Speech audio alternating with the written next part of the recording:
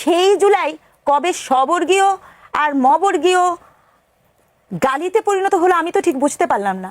বেশ্যা ডাকা হয়েছে এবং সেই মঞ্চে যখন উপস্থিত ছিল আজকের বর্তমান জামাত ইসলাম, মুক্তিযুদ্ধকে জুলাইকে একসাথে মুখোমুখি নিয়ে আসা, সমকক্ষ করা, দুটোই কিন্তু অপরাধ। আমি আবার শব্দটা ব্যবহার করছি। আপনি মুক্তিযুদ্ধকে জুলাইয়ের মুখোমুখি করবেন, সমকক্ষ করবেন, দুটাই ভীষণ রকমের অপরাধ। তার কারণ হচ্ছে মুক্তিযুদ্ধ মানে কি? মুক্তিযুদ্ধ মানে হচ্ছে আমার রাষ্ট্র, আমার পতাকা, আমার লাল সবুজের দেশ, আমার মানচিত্র।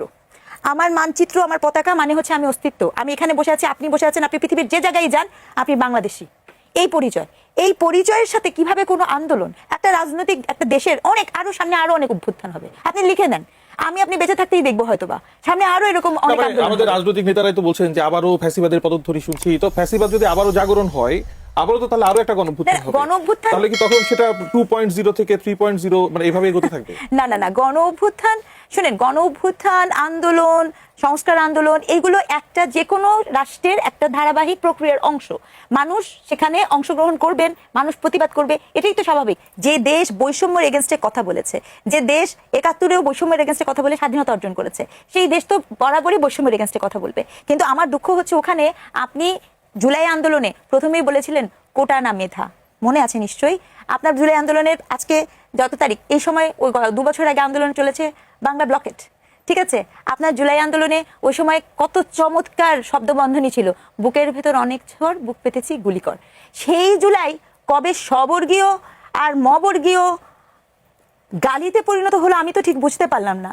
স্ববর্গীয়, মবর্গীয় এবং নারীর যৌনতা নিয়ে আপনি গালি দিলে তো ওই জুলাই আন্দোলনে তো আমার তো মনে হয় না কোনো সুস্থ চিন্তা সম্পন্ন মানুষ সেখানে যুক্ত হতে পারতো। সেই জুলাই কবে ফজলুল হক সাহেবের মতো একজন এত বয়োজ্যেষ্ঠ একজন মুক্তিযোদ্ধা, তার বাসার সামনে যে অকথ্য ভাষায় গালিগালাজের হয়ে গেল, সেই জুলাই কবে এবং কখন আপনার নারীর, ওমেনের, আপনার দেখা যাচ্ছে তার মূর্তি, তার বানাচ্ছেন, পুষ্পতলিকা বানিয়ে তার কাপড় চোপড় খুলে দিচ্ছেন, কবে কখন কিভাবে হয়ে গেল এগুলো? সেই জুলাই কি আমরা চেয়েছিলাম? এটি কি গণঅভ্যুত্থানের স্পিরিট ছিল? এগুলো কি শুধু শুধু বিচ্ছিন্ন ঘটনা? আপনি তো এটাকে বিচ্ছিন্ন ঘটনা বলতে পারেন না। যখন হেফাজতের মঞ্চে বসে 60 ঊর্ধ্ব 75 বছর বয়সী শহীদ আমাদের মুক্তিযোদ্ধা, হ্যাঁ, জাফরুল্লাহ সাহেবের স্ত্রী শিরিন হক, তাকে যখন কোড অ্যান্ড কোড বেশ্যা ডাকা হয়েছে এবং সেই মঞ্চে যখন উপস্থিত ছিল আজকের বর্তমান জামাত ইসলাম এবং আমাদের মাননীয় সংসদ হাসনাত আব্দুল্লাহ, তাদের নীরবতা এবং তাদের ওই চুপ থাকা, এটা কি গণ অভ্যুত্থানের স্পিরিট ছিল?